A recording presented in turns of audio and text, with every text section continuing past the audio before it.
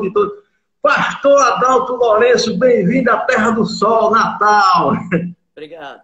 Deixa eu fazer o seguinte, vou colocar meu fone de ouvido só para ficar melhor um pouco. Acho que o pessoal vai Tá, ouvir. alegria vê-lo. Então espera, então. Irmão Lúcio, Wagner Soares, todos bem-vindos aí. Eu que amo você, pastor Jordão, você é do meu coração. Daniel, todos são bem-vindos. O homem foi botar ali o microfone.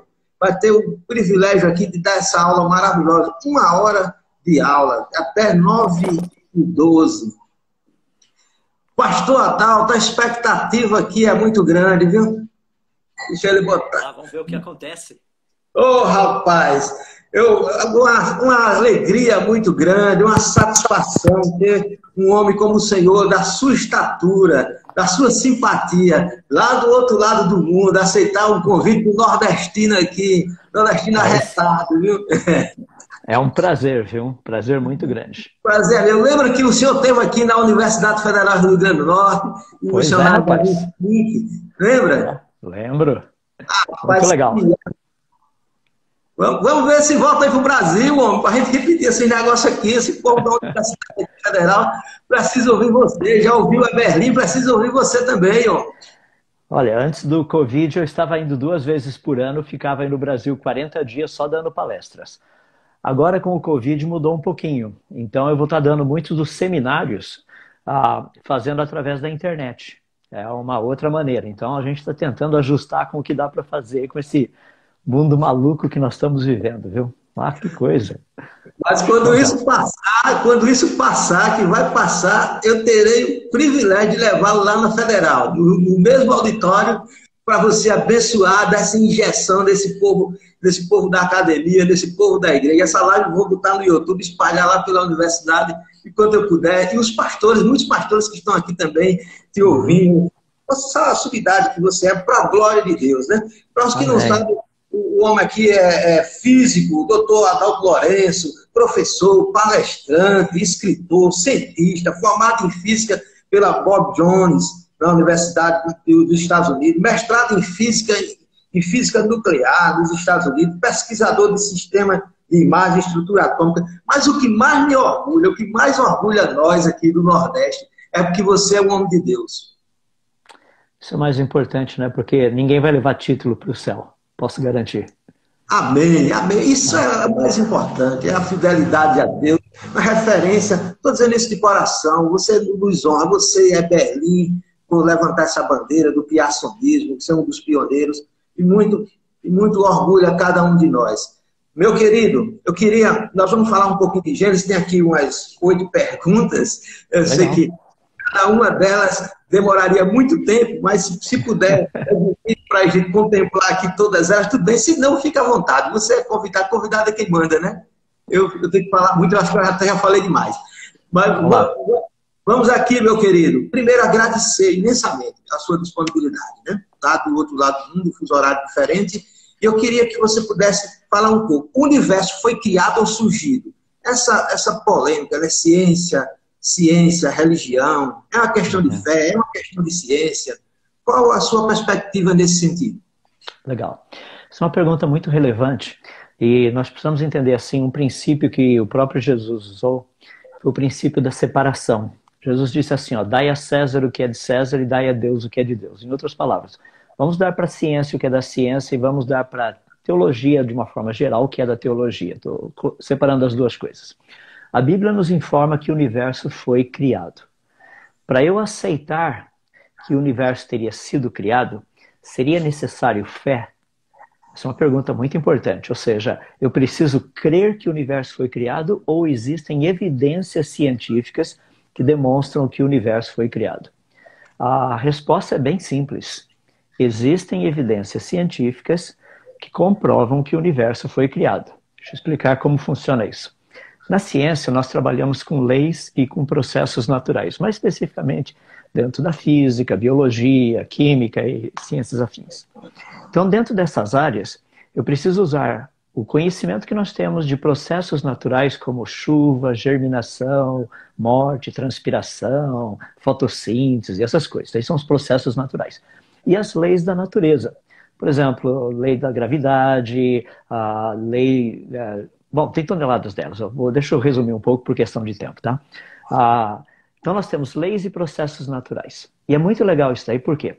Porque toda teoria feita tem que estar baseada nessas leis e nos processos naturais, porque esse é o conhecimento que nós temos da natureza. Quando nós olhamos para o universo como um todo, nós sabemos que o universo ele é regido por leis. Uma das principais leis que regem o universo é a segunda lei da termodinâmica. Essa lei diz o seguinte, que qualquer coisa deixada por conta própria, ela irá do organizado para o desorganizado. É o processo normal. Isso você vê no dia a dia. Por exemplo, nós pegamos assim um tênis, compramos um tênis novo, você começa a usar e ele fica velho. Você compra um carro novo, você usa e ele fica velho. Você compra uma casa, com o passar do tempo você começar a fazer os reparos, etc, coisa e tal, porque as coisas vão caindo aos pedaços. Então, essa segunda lei da termodinâmica, ela é uma experiência que eu e você e qualquer pessoa tem. Por quê? Ela diz que toda e qualquer coisa, inclui o universo, inclui a vida, inclui codificação genética, seja lá o que for, deixado por conta própria, não melhora, piora. Essa é a lei. Portanto, o que nós podemos dizer do universo é o seguinte, se o universo hoje possui complexidade, e ele possui, é porque no passado ele foi muito mais complexo. Não porque o tempo teria produzido isso, porque com o passar do tempo a coisa só iria piorar, certo? Olha só que coisa fabulosa. Pela ciência, pegando só a segunda lei da termodinâmica, não precisa pegar muitas outras, mas pegando a segunda lei da termodinâmica, nós sabemos claramente que o universo e a vida e a complexidade que neles existe, toda ela foi criada. Isso é ciência. Eu sei, eu consigo demonstrar cientificamente. Agora à tarde eu estava lendo uma publicação científica de um grupo de astrônomos que eles descobriram uma nebulosa logo no início do universo. O problema é que essa nebulosa produz luz, mas não tem nada que possa fazer com que ela produza luz. Ou seja, como é que funciona isso? Ou seja, já tinha luz no começo do universo e não tinha coisa ainda? Parece até Gênesis, não parece? Não parece não, é Gênesis isso. Ou seja, você tem literalmente você tem uma quantidade absurda de gases produzindo uma quantidade imensa de luz, mas não tem literalmente corpo celeste. Então, ou seja, existe uma quantidade imensa de evidências demonstrando que o universo e a vida foram criados. A segunda lei da termodinâmica é a principal delas, porque é uma lei que nos mostra claramente que quanto mais você voltar ao passado, a coisa tem que estar cada vez melhor, mais complexa. Vai chegar um ponto que o negócio tinha que ser perfeito. Parece até aquela frase bíblica, e viu Deus que era bom. Amém. Mas essa é a segunda lei da termodinâmica. Então, é possível provar que o universo e a vida foram criados? Sim. Aí é outra história. Olha, seria possível provar que Deus criou? A ciência não tem como provar isso. A ciência só consegue dizer se algo teria surgido espontaneamente ou se teria sido criado.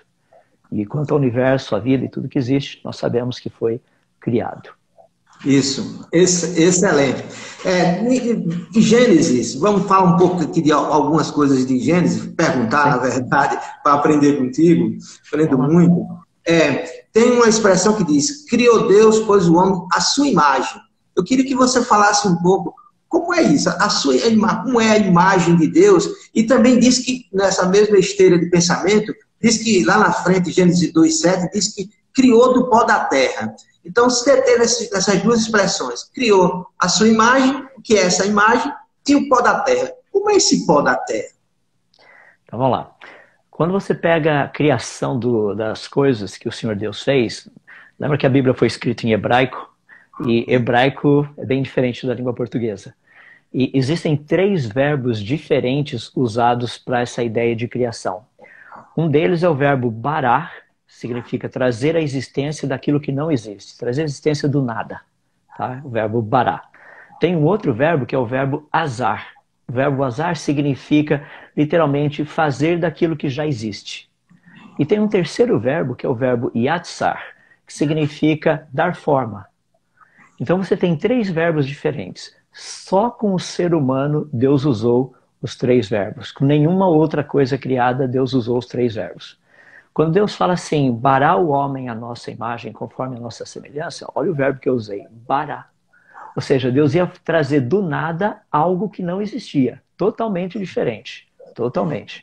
Então essa ideia do Bará para o ser humano é muito importante. Por quê? Porque nós fomos criados de algo que não havia ainda. Daí você começa a entender o que significa a imagem e semelhança de Deus. Ele não criou um outro Deus. Ele criou algo parecido com ele. Algo que não havia ainda. Então essa ideia é muito bonita. Mas quando ele fala do pó da terra, aí entra dois outros verbos, que é o azar e o iatzar. O azar significa pegar daquilo que já existe. Ele pegou o pó da terra. É muito interessante porque na língua hebraica, pó da terra é difícil a gente saber exatamente. É poeira, pozinho. Mas quando você vai para a Septuaginta, que foi a versão grega do Velho Testamento, os judeus que traduziram essa palavra que está lá para pó da terra, para a língua grega, eles traduziram com a menor partícula possível. Isso é o que nós chamamos hoje de átomos. Ou seja, Deus pegou os átomos do pó da terra para fazer ser humano. Por exemplo, ele pegou cálcio para os nossos ossos, pegou, sei lá, tudo que ele precisava lá, estava lá. E aí entra uma coisa que também é fascinante, né, a respeito disso, que é o seguinte. Quando nós olhamos essa expressão pó da terra, para nós agora vivendo no século XXI, principalmente esses primeiros 20 anos do século XXI, tem sido algo fantástico. Por quê? Porque nós temos sondas espaciais nos cometas, visitando luas do sistema solar. Então nós sabemos quais são os elementos químicos que existem nesses solos. No solo de Marte, no solo de Vênus, no solo de Mercúrio, das luas de Saturno, de Júpiter. É muito legal isso aí. Sabe o que é fascinante? Só dá para fazer ser humano do pó da Terra. Só no pó da Terra existem os elementos químicos necessários para fazer ser humano. Não dá para fazer ser humano do pó de Marte, do pó de Vênus, de Mercúrio, nem do pó da Lua. Não dá. Tem que ser do pó da Terra. Então, ter sido criado a imagem e semelhança de Deus, e só rapidinho também, imagem e semelhança não são sinônimos, tá? É muito importante a gente entender as duas. A palavra imagem na língua hebraica significa projetar uma sombra. Por exemplo, se eu estivesse em Natal contigo, nós fôssemos lá para a praia, num dia ensolarado, pela sombra, as pessoas falam, essa é a sombra da Adalto, essa é a sombra do pastor Jean, e coisas assim. Ou seja, a gente saberia a sombra de quem é. Verdade. Aí que é a parte bonita. Deus nos criou como uma sombra dele. No fundo, nós deveríamos refletir quem ele é. O nosso formato. O texto não quer dizer que Deus tem corpo. O texto está querendo dizer que fomos criados à imagem e semelhança. Do mesmo jeito que uma sombra, ela não tem forma, mas ela tem a forma daquele que a produz, no caso, a pessoa, ou um objeto, ou seja lá o que for, a mesma coisa o Senhor Deus. Ele não precisa ter forma, mas quem ele é foi reproduzido em nós. E a outra expressão, semelhança, são características que ele possui. Por exemplo, Deus é criativo, nós somos criativos. Deus é comunicativo, nós somos comunicativos. Deus ama, nós amamos. E assim a lista vai. Então essa criação é muito bonita. Fomos feitos do pó da terra à sua imagem e semelhança. Maravilha. E a mulher que Deus tomou das costelas de Adão, fechou com a carne e assim fez a mulher. Isso é uma clonagem? Adão, me explica esse negócio aí direitinho. Olha, eu tenho muitos amigos que me perguntam a respeito disso, colegas de profissão, porque eles têm dificuldade em entender como que eu consigo crer na Bíblia. Alguém relacionado com ciência, acreditando nessas bobagens que a Bíblia diz. E é muito interessante mostrar para eles que não são bobagens. O que a Bíblia diz é justamente parte do nosso conhecimento científico. Por exemplo, na criação da mulher. Deus diz assim, que ele fez cair pesado sono sobre o homem e esse adormeceu. Esse pesado sono é uma anestesia geral. É porque Adão ia ser operado. Ou seja, Deus lhe dá uma anestesia geral, agora, coitado do Adão, está lá, paradão. Deus vai e retira uma das suas costelas. E por que ele tirou a costela? Hoje nós sabemos. Porque a costela possui medula óssea, onde nós encontramos células-tronco. Ou seja, se você vai clonar alguém, é dali onde você tira célula-tronco. Você tem célula-tronco no coração, mas não faz sentido Deus tirar o coração de Adão para fazer a Eva. Ele mata o cara. Ou seja, não é por aí o caminho. Então tem uma dinâmica, como a coisa acontece.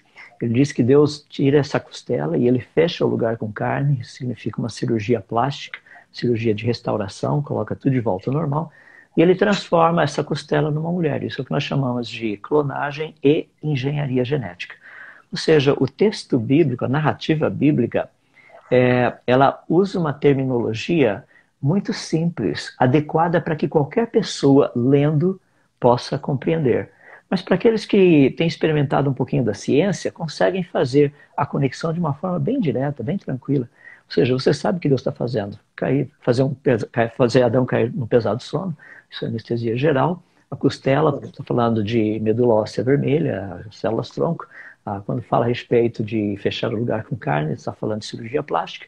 E quando ele fala de transformar essa costela numa mulher, isso simplesmente está falando de clonagem e engenharia genética. Olha que bonita a coisa. Porque Deus criou Eva depois de ter criado Adão. Faz todo sentido. Porque Adão possui os cromossomos X e Y. Ao criar Eva, Deus apenas duplica o cromossomo X. Então a mulher tem 2X. Se ele tivesse criado a mulher primeiro, ele teria que daí criar o cromossomo Y. Mas a ordem de criação, como ele é um Deus sábio, ele primeiro cria o ser humano homem, depois ele cria o ser humano mulher. Só dar um pequeno parênteses aqui, que eu não quero criar tumulto com ninguém. Você sabia que na raça humana só existem homem e mulher, né? Porque só tem XX, XX e XY. Não existe nada fora disso. Se tiver alguma coisa além disso, não é desse planeta. Amém, amém por isso, né? A essência, homem e mulher, é ciência, maravilha.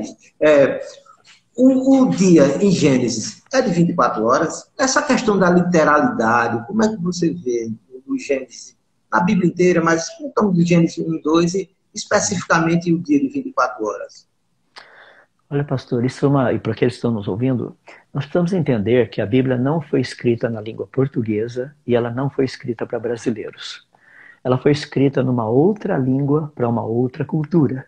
Então nós precisamos entender o significado desses termos naquela cultura.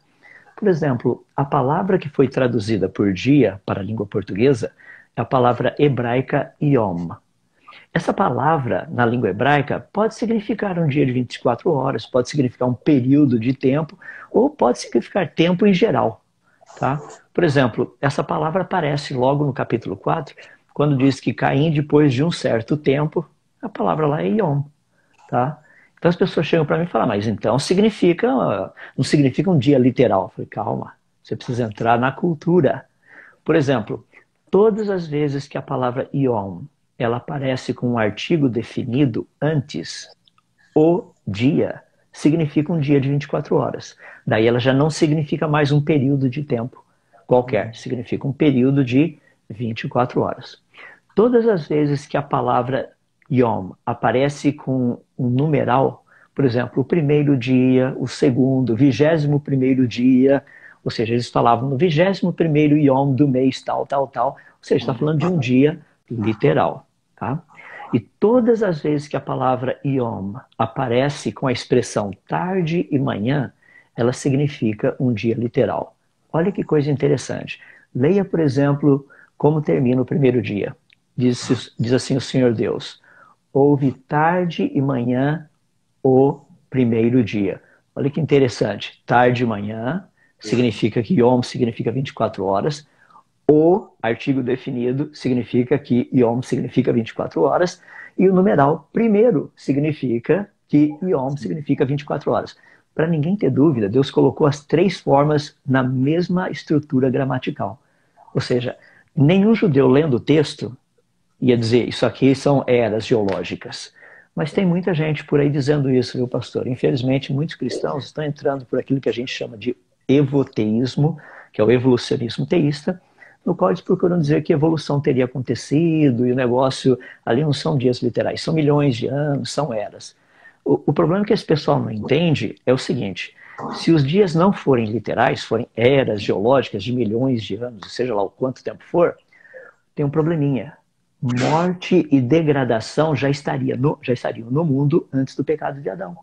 Isso é óbvio. Ou seja, você não vai acreditar que os animais foram criados lá, viviam milhões de anos e nunca morriam. Isso não faz sentido. Você entende? Então, tem muita gente do evoteísmo por aí indo nas igrejas como criacionistas. Eles não são, eles são evolucionistas. Eles não acreditam na literalidade de Gênesis, eles não creem que os dias de Gênesis são dias de 24 horas, e eles acham que a evolução é a resposta científica correta para como nós chegamos até aqui. Eles estão errados, tanto no posicionamento das escrituras, quanto no posicionamento científico. E a igreja precisa estar alerta para isso. Ótimo, excelente. Quando o Eberlin veio aqui, o ano passado, na universidade, falar sobre design inteligente, ele fez um movimento muito grande aqui. Uhum. E eu notei que no meio acadêmico, eles tentam depreciar tanto o criacionismo, anteriormente, levantado essa bandeira por você e por outros, e agora também com o design inteligente. Uhum. São nomenclaturas ou existem diferenças entre design inteligente e criacionismo? Existe uma diferença que é bem pequena. Deixa eu tentar ilustrar assim de uma forma para que todos que estão nos ouvindo entendam. Imagina que eu tivesse um círculo bem grande. Nesse círculo grande eu trabalho com processos naturais e com leis da natureza. Isso é o criacionismo científico. Tá? Criacionismo religioso é outra coisa. Criacionismo bíblico é outra coisa. Estou falando de ciência. Criacionismo científico trabalha só com processos naturais e leis da natureza. Dentro desse círculo do criacionismo, tem um círculo um pouquinho menor aqui, que é o design inteligente. O design inteligente, ele busca por sinais de inteligência na natureza. Em outras palavras, o que ele procura responder é o seguinte: processos naturais e leis da natureza teriam produzido esses sinais de inteligência que nós encontramos. Por exemplo, a codificação genética que existe em todos os organismos vivos. Processos naturais e leis da natureza produzem codificação genética? A resposta é não. Porque codificação genética é um sinal de inteligência. Processos naturais e leis da natureza não fazem isso. É diferente da segunda lei da termodinâmica. Tá? A segunda lei da termodinâmica diz que com o passar do tempo as coisas vão se desfazendo. Isso é o que nós acreditamos, tanto o criacionista quanto o pessoal do DI acredita. Só que o pessoal do DI, e eu faço parte do DI também, nós percebemos que existem sinais de inteligência. Então, todo o trabalho que é feito no DI é literalmente mostrar o seguinte: isso que nós estamos vendo foi intencional ou isso daqui foi fruto do acaso?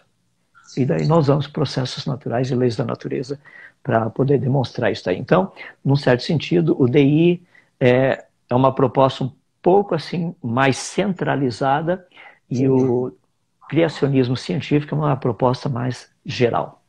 Okay? Ótimo, ótima explicação. Como entender que as plantas foram criadas antes do Sol e da Lua, se precisava de luz? Rapaz, essa é uma pergunta bem legal, né? Olha só, o que Deus criou no primeiro dia? Luz. O que as plantas precisam para funcionar? Luz. Já tinha sido criada. Ou seja, a luz já estava lá. É que nós associamos sempre essa ideia de luz com corpos celestes, tá? Como o Sol, as estrelas, coisas assim. E, na verdade, aquilo que eu citei agora de pouco, logo no comecinho da nossa conversa, que foi descoberto uma nebulosa. Nebulosa são corpos celestes, não são estrelas, não tem um corpo. São gases superaquecidos que emitem luz. Isso é um problema sério para a teoria da evolução, principalmente no Big Bang, porque um universo de 13,5 bilhões de anos, vamos ser mais específicos, 13,8 para ninguém reclamar, tá? 13,8 bilhões de anos, com uma temperatura lá fora de 270 graus abaixo de zero, ainda depois de 13,8 bilhões de anos, tem gases superaquecidos emitindo luz. Isso não faz sentido. Não faz o menor sentido. Ou seja, o que foi criado logo no início foi luz. Não precisamos de corpos celestes. Não há necessidade disso. Gases superaquecidos produzem luz. Nós temos isso para todo quanto é lugar aí do universo. A quantidade de nebulosas é muito grande. E eu não estou falando de nebulosas daquelas que são resultantes de explosões de estrelas. Tá? Não são essas que eu estou falando. Estou só dizendo isso porque pode ter algum astrônomo aí no meio nos ouvindo, qualquer coisa assim, só para esclarecer, tá? Não estou falando de nebulosa produzida por supernova, um evento de supernova, ok? Fala um pouco do tamanho do universo. Eu sei que é longe demais, meu amigo. Fala um pouquinho. Eu fico até tanto bilhões, fala um pouquinho aí dessa grandeza de Deus. Diz a Belém que Deus é exagerado, né? Da beleza. Eu concordo plenamente com o Marcos quando ele usa essa expressão que Deus é um Deus exagerado, sabe? Ele é mesmo. Ó, como o universo é tão grande, nós não temos condição de usar unidades de medida como que nós usamos aqui pra gente, como é o quilômetro. Tá? Por exemplo, imagina se eu perguntasse para o pessoal aí de Natal, quantos milímetros são de Natal até São Paulo? Já imaginou fazer isso em milímetros? Você fica maluco. Ou seja, você usa quilômetros. Tá? Como o universo é tão grande, não dá para a gente usar quilômetros. É um negócio fora do comum. Por exemplo, o sistema solar, para ficar mais fácil, a gente usa um sistema de medidas que nos ajuda a entender um pouquinho melhor, ou seja, a gente faz uma pequena conversão. Por exemplo, a distância daqui até o Sol é de aproximadamente 150 milhões de quilômetros. A gente chama isso aí de uma unidade astronômica. Então, para ver os outros corpos no sistema solar, você pega, por exemplo, tal objeto está a 45 unidades astronômicas. O que significa isso? 45 vezes 150 milhões de quilômetros, para ter uma noção. Agora, quando você sai do sistema solar e a gente começa a ir, por exemplo, a estrela mais próxima da gente, rapaz, são mais de 40 trilhões de quilômetros daqui até lá. Não dá para ficar usando esse negócio todo. Então, nós usamos o quê? Algo que nós chamamos de ano-luz. O ano-luz, desculpe, o ano-luz é o quanto a luz viaja em um ano. Tá? Ela viaja, para arredondar, cerca de 9,5 trilhões de quilômetros. Então, se eu falar assim, olha, aquela estrela ela está a 4 anos-luz de distância da gente. Então você vai pegar o 4, multiplicar por 9,5 trilhões de quilômetros. Daí você sabe quantos trilhões de quilômetros a estrela está distante da gente. O universo, até onde nós sabemos, ele deve ter cerca de 93 bilhões de anos-luz de diâmetro. O universo visível é de aproximadamente 14 bilhões de anos-luz. Então, para você ter uma noção do tamanho do universo, você teria que pegar cerca de 93 bilhões e multiplicar por 9,5 trilhões para saber isso daí em quilômetros. Rapaz, a tua calculadora, se não for uma calculadora científica, os zeros não vão caber lá dentro. Tá? Vai ser um negócio gigantesco. Agora, o que mais me fascina nisso, por ser um cristão, é entender que, mesmo sendo um negócio que a minha mente não consegue entender o tamanho, eu consigo entender o número de zeros que tem nesse negócio todo, um negócio gigantesco. Mas assim, pensar que Deus mediu isso a palmos, isso foge à minha capacidade. Isso é um Deus que vai muito além daquilo que eu e você conseguiríamos criar, ou que qualquer outra pessoa conseguiria criar. Isso é Deus. Que Deus grande, né? Deus demais, é demais. Esse Deus é demais. Por isso que a gente ama esse Deus e defende esse Deus. Ele não parece. Amém por isso. Eu gostaria também que, lá em Gênesis 2,9, fala da árvore do conhecimento do bem e do mal. Fala-se um pouquinho dessa árvore do conhecimento do bem. Como era ela? Como era esse fruto? Quais são as especificidades? O que é que você pode falar sobre essa árvore? E se ela tem alguma relação com a árvore lá do Apocalipse ou não? Ou é somente... Não, a árvore do conhecimento do bem e do mal, ela só aparece uma vez na Bíblia, que é lá em Gênesis. A árvore da vida, ela aparece tanto em Gênesis quanto aparece também em Apocalipse. Deixa eu falar um pouquinho da árvore da vida, porque nos ajuda a entender um pouquinho melhor a dinâmica. Tá? Dentro do nosso sistema genético, na pontinha dos nossos cromossomos, tem um negocinho bem pequenininho, tá? Que ele tem uma função muito básica, eles são chamados de telômeros. Tá? Então, o telômero ele funciona como um fechador da ponta dos nossos cromossomos. Então, quando o cromossomo está aqui, ele abre para fazer a duplicação genética, os dois últimos telômeros não abrem, eles ficam fechadinhos. Por quê? Faz uma cópia de tudo que está lá dentro, mas se você abrir os dois últimos, daí não fecha o negócio, daí a coisa fica complicada. E a célula morre. Então, os dois últimos ficam fechadinhos. Tem vários outros telômeros abaixo deles. Então, todos esses telômeros, eles literalmente, eles são copiados. Então, a outra célula tem todo o material genético, menos 2 telômeros, os 2 da ponta. Então, à medida que o tempo passa, esses telômeros vão diminuindo o número. Chega uma hora que não tem mais. Daí a célula não tem mais como se duplicar, ela morre. Então, esse é o processo de morte.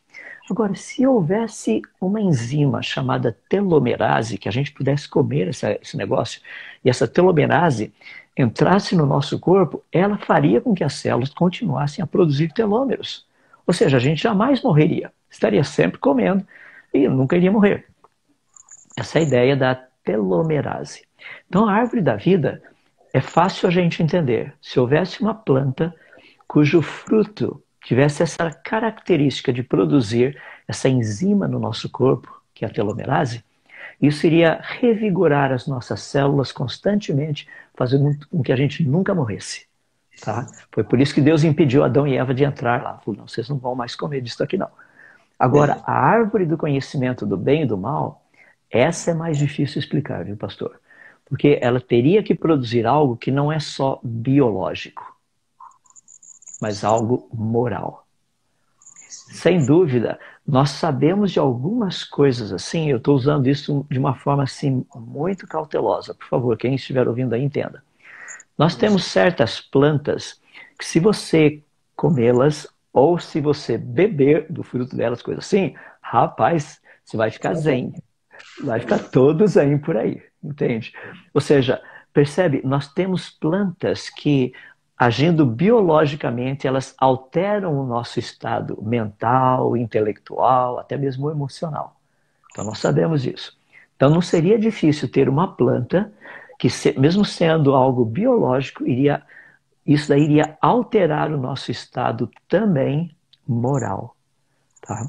Por exemplo, muitas pessoas que são pessoas tão calmas, sossegadas, assim, tão modestas na maneira de ser, rapaz, é só beber um pouquinho e o pessoal faz besteira por aí.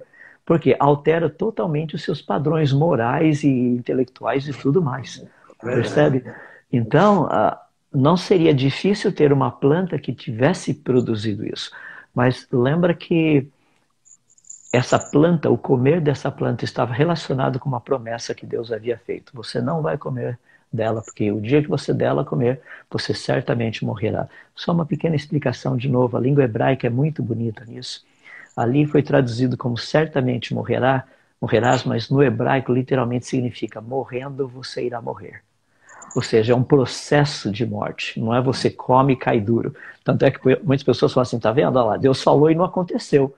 Não, o que Deus falou ali aconteceu. 930 anos depois, Adão morreu. Ou seja, demorou 930 anos, mas ele morreu. É verdade. É verdade. Excelente. Obrigadão. Rapaz, que aula, viu?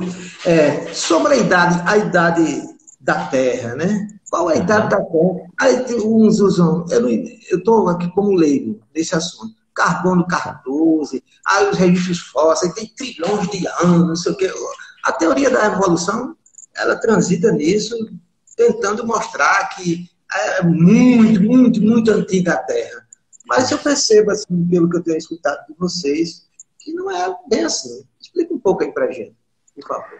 Tá. Deixa eu falar um pouquinho de como o pessoal da evolução chega nessas idades de 4,5, na verdade, tá de 4,5 a 4,6 bilhões de anos. Tá? Essa é a idade que o pessoal tem dito.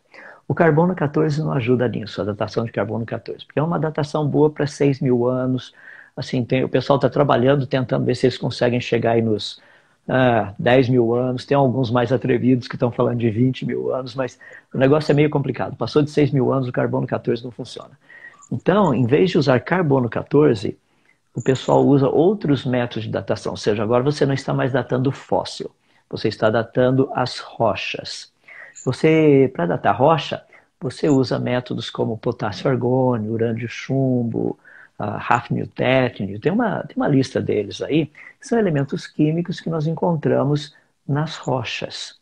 Então eles procuram ver, por exemplo, o elemento químico radioativo, com o passar do tempo ele produz um outro elemento químico, que é o elemento filho. Então você compara o quanto do elemento filho tem, assume que não tinha nada no começo, e daí você tem uma ideia de quanto tempo teria se passado.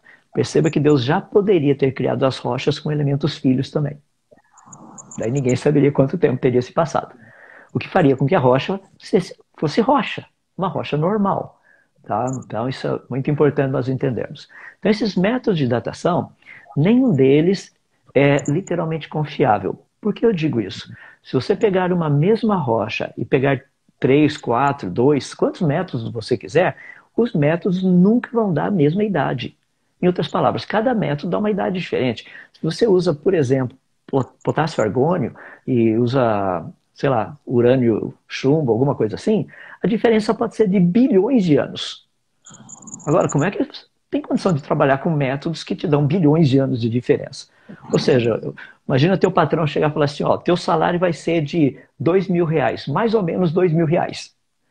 Peraí, mais ou menos R$ 2.000 significa, pode ser 0 ou pode ser R$ 4.000, não faz sentido. Qual vai ser o meu salário? Percebe? Então, os métodos de datação, se eles dessem uma idade real, todo método, independente do método, datando uma amostra, concordaria, daria, ou seja, o mesmo resultado. Então, esse é o maior problema que o pessoal tem. Datação, as pessoas colocam uma fé na datação tão grande que não existe, não tem isso. E o Marcos trabalha, o Dr. Marcos Eberhard, ele trabalha com espectrometria de aceleração de massa, ele é muito melhor capacitado para tratar desses detalhes todos aí do que eu, tá? Agora, como físico, tá? As pessoas, eu vou usar um exemplo bem simples que é fácil de todo o pessoal entender. Se você tem uma máquina de lavar aí na sua casa, lembra, e a sua máquina no finalzinho tem aquele processo que a gente chama de centrifugação, que é para fazer com que a roupa saia quase seca lá de dentro. Eu sei que vocês aí do Nordeste não tem esse problema da gente mais lá no Sul, entende? É só pendurar a roupa, deixar um pouquinho o vento gostoso, a brisa que bate aí e faz a coisa secar rapidinho. Mas a máquina de secar tem esse finalzinho, esse último ciclo dela, que é chamado de centrifugação. O que acontece ali? Se você olhar uma máquina normal, ela tem um tambor onde a roupa está lá dentro e tem furinhos do lado. Então esse negócio começa a girar muito, muito rápido e a água que está na roupa é forçada a sair da roupa e ir para esses furinhos e sai do tambor. É por isso que a água sai de lá, a roupa sai de lá quase seca, porque quase toda a água saiu. Isso se chama centrifugação. Ou seja, você cria uma força muito grande, assim, no sentido de rotação, na tangente normal da rotação. Tá? Então, o que acontece? Pega o planeta Terra. A gente gira a 1.700 km por hora no Equador. Rapaz, o negócio é doido, dá para secar na hora. Tá? É uma velocidade imensa a coisa. O que isso acontece? Como o nosso planeta tem só uma crosta que é muito fininha, e o interior dele, uma parte desse interior, é rocha derretida, e talvez o núcleo seja uma parte sólida, mas tem uma parte muito grande que é líquida, rocha líquida. O que acontece? Girando essa velocidade, a Terra, em vez de ser um círculo, ela deveria estar sendo achatada com o passar do tempo. Ou seja, depois de 4,5 bilhões de anos, a Terra era para ser uma panqueca. Não era mais para ser esférica. Eu sei que tem muita gente tratando Terra plana aí, mas não tem nada a ver. A Terra é esférica. Para você ter uma ideia, são cerca de quase 12.700 quilômetros de diâmetro no Equador e diâmetro polar. Você sabe desses quase 12.700 quilômetros, qual a diferença entre o diâmetro equatorial e o diâmetro polar? É menos de 50 quilômetros, para ser mais preciso, 42 quilômetros. Isso significa que faz muito pouco tempo que a Terra está girando. Se a Terra estivesse girando há centenas de milhares de anos, há dezenas de milhares de anos, obviamente não seriam só 50 quilômetros a diferença entre esses dois diâmetros. Só dei um exemplo. Tem muitos outros para a gente tratar aí. É só para mostrar que a Terra é jovem. A evidência é que ela é jovem. É isso, ótimo, ótimo.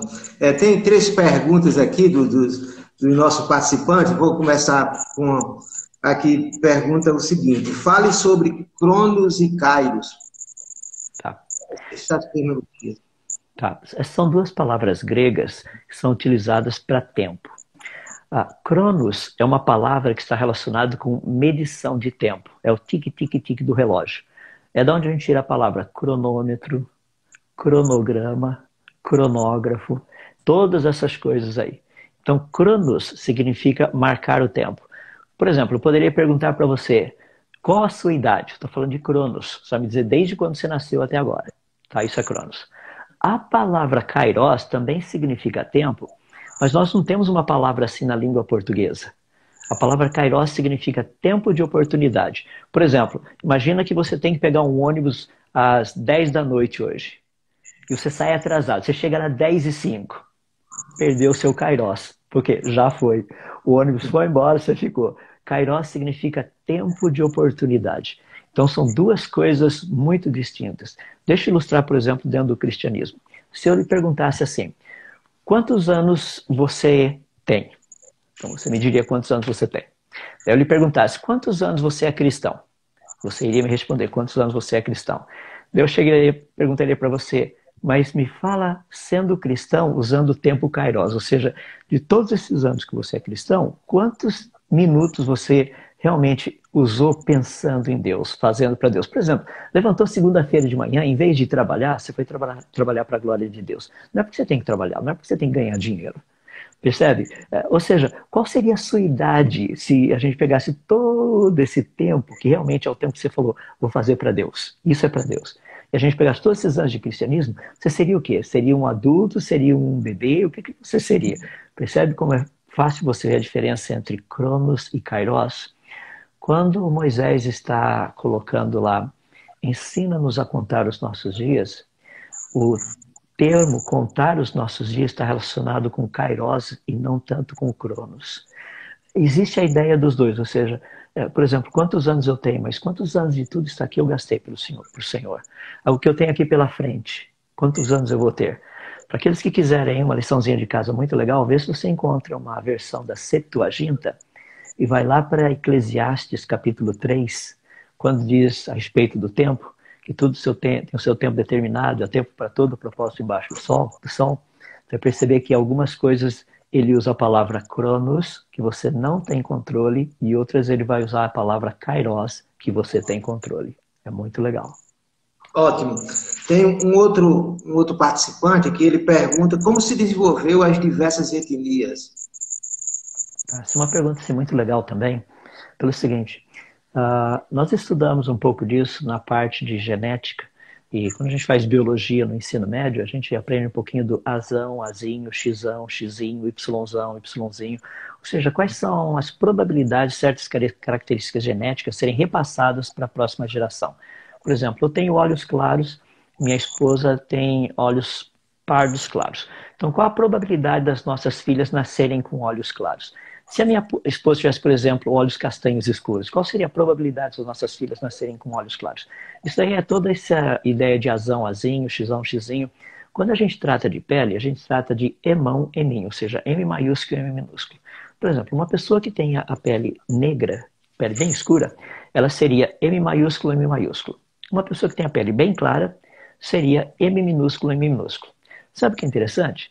Para você produzir toda essa variedade de cores que nós temos cor de pele que nós temos no planeta Terra, seria necessário, literalmente, você ter o primeiro casal que seria emão, eminho. Eu estou usando só dois para não complicar muito, tá?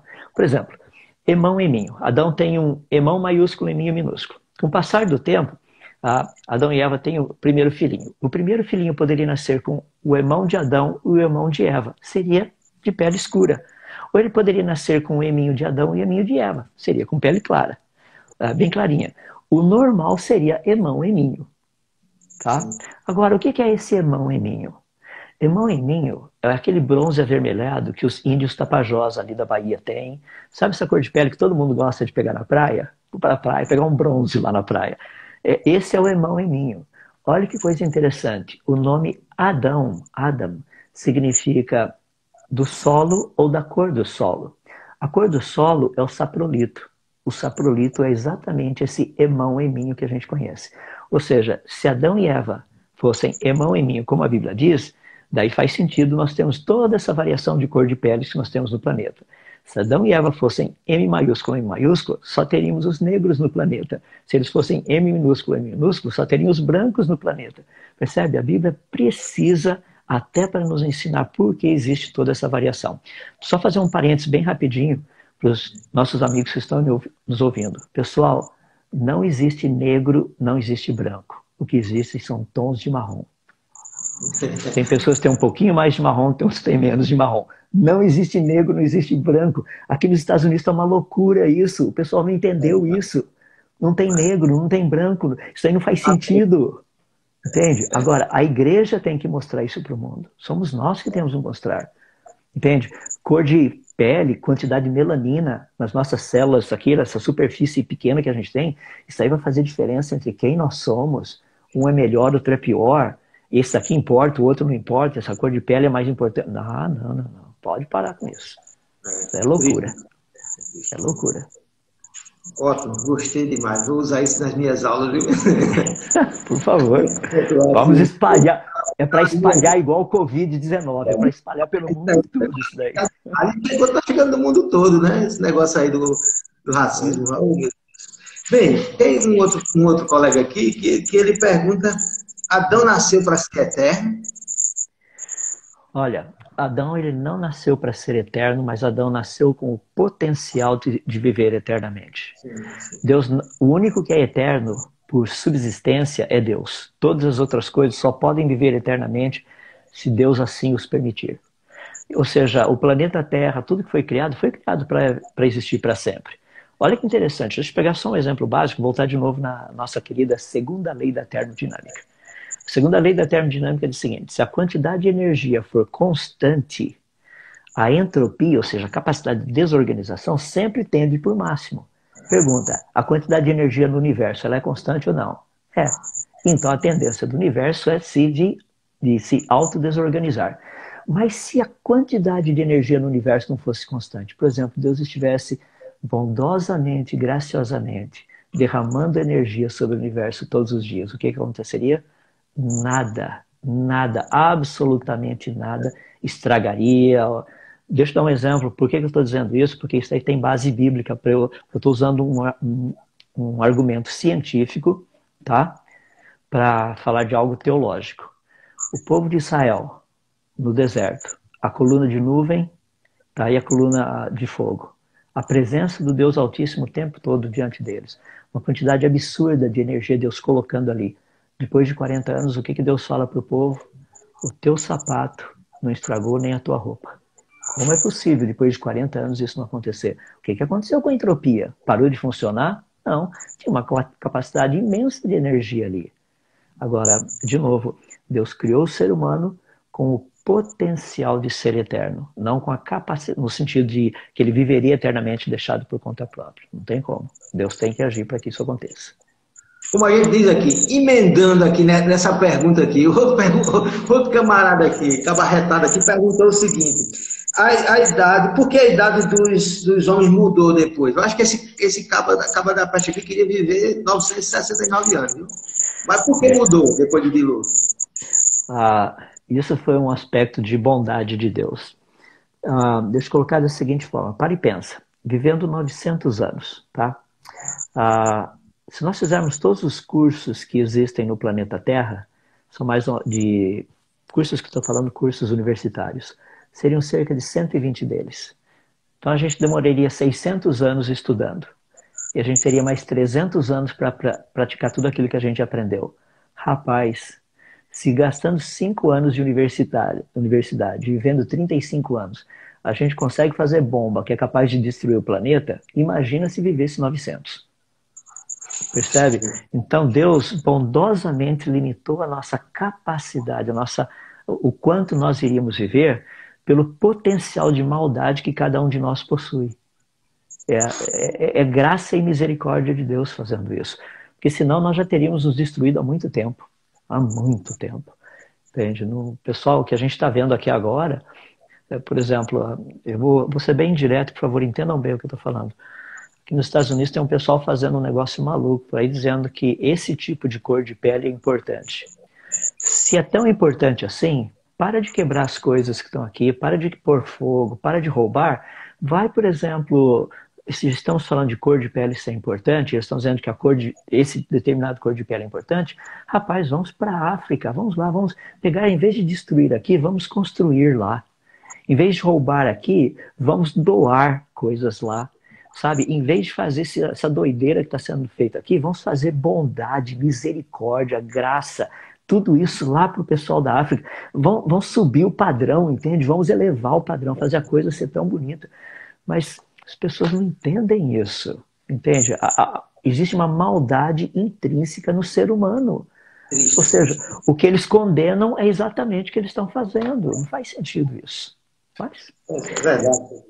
Verdade. Vamos ser luz e botar esse negócio para frente. É isso aí mesmo. Outro rapaz aqui, o moça, não lembro bem, mas ele diz o seguinte: metade da água na terra, e a outra, onde está a outra metade da água? Uma metade está na terra. É isso? É mesmo? Como era? Rapaz, eu não entendi direito. Se ele está falando, por exemplo, antes do dilúvio, depois do dilúvio, a gente precisa sentar e conversar, porque isso aí é pano para manga, tem que muita coisa aí, muita água teria que rolar para isso aí, a gente poder explicar detalhadamente, tá? Mas se você pegar, por exemplo, olha a quantidade de água e terra que o planeta Terra tem, eu vou deixar isso aí como lição de casa, tá? Nem tudo é de graça também. Vai lá fazer sua pesquisa. Qual a porcentagem da área dos oceanos comparado com a porcentagem de área dos continentes? Já dou uma dica, a área de oceanos, a área de água no planeta é muito maior do que a água de terra, sem dúvida. E o planeta Terra possui uma quantidade muito pequena de toda essa água, que é o que a gente chama de água doce. Na verdade, não é água doce, é água. A gente tem água salgada e água. Água doce não existe. Água doce é o que o pessoal bebe aí na caninha da cana-de-açúcar aí. Isso é água doce. O resto é água, tá? Então, só para resolver bem o problema. A quantidade de água que o planeta Terra tem é muito grande. A quantidade de água salgada é imensa comparada com a quantidade de água, entre aspas, água doce, que a gente chama. Então, a gente precisa entender um pouquinho essas diferenças. Antes do dilúvio, certamente os oceanos não tinham a salinidade que eles têm agora, isso é certeza. Porque muita coisa que estava nos continentes foi arrastada para os oceanos, então a quantidade de água que está lá, a água salgada, ou seja, a salinidade da água hoje é muito maior do que teria sido antes do dilúvio. A gente sabe bem disso, é bem tranquilo, dá para até calcular esses negócios aí. Mas é só para... Se eu entendi a pergunta, estou dando umas dicas aí, tá? Não sei se eu entendi direito. É isso mesmo. Nós temos ainda aqui uns 9 minutos. Então, vamos dividir esse tempinho aqui. Rapaz, eu estou com você aqui, meu amigo. Como a gente diz aqui no Nordeste, que cabra bom, danado. Toma cuidado que eu fico aperreado, hein? Vamos lá. Cabra da peste, né? Cabra da peste. Mas aqui, querendo que você fale, várias pessoas, né, Lenil e outros, querendo que você fale dos dinossauros, né? O homem viveu com os dinossauros. Fala um pouquinho aí nesses 9 minutos e depois não gaste esse tempo todo não, que eu queria que você falasse um pouco dos seus livros, né? Porque a gente precisa divulgar seus livros também, as novidades. Mas fala um pouquinho dos dinossauros. Tá bom. Deixa eu colocar o seguinte, todas as coisas criadas são obras das mãos de Deus. Eu e você e os cristãos, nós entendemos isso. E Deus disse que tudo aquilo que ele havia feito era bom. Inclusive, quando chega o final do 6º dia, ele diz assim que viu Deus e eis que tudo fizeram e eis que era muito bom. Ou seja, Deus disse que tudo que havia sido feito era bom. Inclusive os dinossauros, os plesiosauros, os pterossauros, todos os sauros que tem por aí esparramados no nosso conhecimento. Primeiro ponto, os dinossauros, todos esses dinossauros, pterossauros, plesiosauros, apatossauros, pterossauros, esse negócio, eles existiram? Sem dúvida, sem dúvida. Os museus estão cheios de fósseis e ossos, vocês aí do Nordeste, descendo um pouquinho lá para Sousa, você tem isso aí, vocês praticamente estão aí na boca da Chapada do Araripe, entende? É só entrar pela Chapada do Araripe adentro, você vai encontrar fóssil de todas essas coisas. Lá é um negócio espetacular. Que eles existirem, então ninguém deve ter dúvida. Por favor, para aqueles que são cristãos, se você sai por aí dizendo que você não acredita em dinossauro e tudo mais, não fala que você é cristão, não. Tá? Fala que você é outra coisa. Porque os cristãos acreditam em evidências. Atos 17, verso 11, assim que os de Bereia tinham um caráter mais nobre que os de Tessalônica, porque eles examinavam as escrituras com grande interesse para ver se as coisas eram de fato assim. Então não era achômetro, eles iam atrás para ver se era assim. Então os dinossauros existiram? Certeza. O grande problema que nós temos é que muitos acreditam que os dinossauros teriam vivido num período de tempo muito grande lá no passado e teriam sido extintos há milhões de anos antes do ser humano ter pisado nesse planeta. Isso não é verdade, porque nós encontramos no planeta Terra muitas pinturas rupestres que mostram claramente que seres humanos e dinossauros foram contemporâneos. Nós temos construções de templos na Ásia, que são assim, construções milenares, que mostram figuras de dinossauros esculpidas nas suas pedras. Entende? Ou seja, há milhares de anos atrás, esse pessoal não tinha dúvida. De onde eles tiraram essas ideias? Foram procurar no Google? Ou seja, não, eles sabiam, conheciam esses animais. Então, nós não temos dúvida que o ser humano ele teve contato com esses animais chamados pré-históricos. Na verdade, são todos históricos, não pré-históricos. Tá? Ou seja, o ser humano teve contato com eles. Posso, de novo, afirmando isso pelas várias construções, ou seja, a arqueologia nos mostra isso, quando você entra em termos dos, sei lá, rochas, cavernas que a gente entra por aí, você encontra assim, aqueles desenhos magníficos ali dentro e você percebe esses animais históricos, chamados de pré-históricos, mas históricos lá. E a Bíblia trata desses animais também. Se você pegar no livro de Jó, capítulo 40, do verso 15 em diante, ele fala de um animal muito interessante, que é o Behemoth. Lembra que o nome, nós não temos noção do que seria esse animal. Eu precisaria usar a descrição para entender que animal seria esse. Ele diz assim, que Deus falando para Jó, contempla agora o Behemoth que eu fiz contigo. Ou seja, a palavra contemplar na língua hebraica significa que nós não sabemos onde Jó estava fisicamente, mas onde ele estava ele conseguia ver esse animal. Deus não falou para Jó o seguinte, imagine um Behemoth. Quando Deus fala para contemplar, seria mais ou menos assim falar para as pessoas, olha para essa telinha que está na sua frente que você está me vendo aí. Tá? Ou seja, contempla essa telinha, não é para imaginar a telinha, você está vendo a tela. E ele diz assim, que eu fiz contigo, significa um animal que foi criado no 6º dia. Então nós sabemos quais animais foram criados no 6º dia. Ele diz que come a erva como o boi, é um animal herbívoro. Ele diz que as suas forças estão nos seus lombos e o seu poder nos músculos do seu ventre. Força nos lombos significa que o animal conseguia ficar em pé nas patas traseiras. Músculo no ventre, ele era réptil, porque só réptil tem músculo no ventre. Ele diz que quando ele quer, esse animal endurece a sua cauda como cedro. Cedro tem pelo menos, os menorzinhos, tem 3,5 metros de comprimento. Então a cauda desse animal teria que ter pelo menos 3,5 metros de comprimento. E o texto diz que os nervos das suas coxas estão firmemente entrelaçadas. Isso significa que é um animal muito pesado, isso é característica do elefante. Mas ele diz que os seus ossos são como tubos de bronze.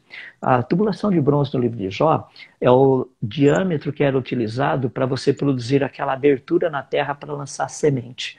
Isso dá mais ou menos 50 centímetros, era um côvado. Que animal tem um osso com um diâmetro de 50 centímetros? Todas as características que nós temos ali é de um apatossauro, diplodocus ou brachiosauro. Só esses 3 animais, tem alguns outros também próximos deles, que encaixariam nessa descrição ali de Jó capítulo 40, do verso 15 em diante. Só uma coisinha rápida para aqueles que são meus irmãos em Cristo. O livro de Jó Jó viveu antes ou depois do dilúvio? A resposta é simples. Depois do dilúvio. Jó foi contemporâneo de Abraão. Isso significa que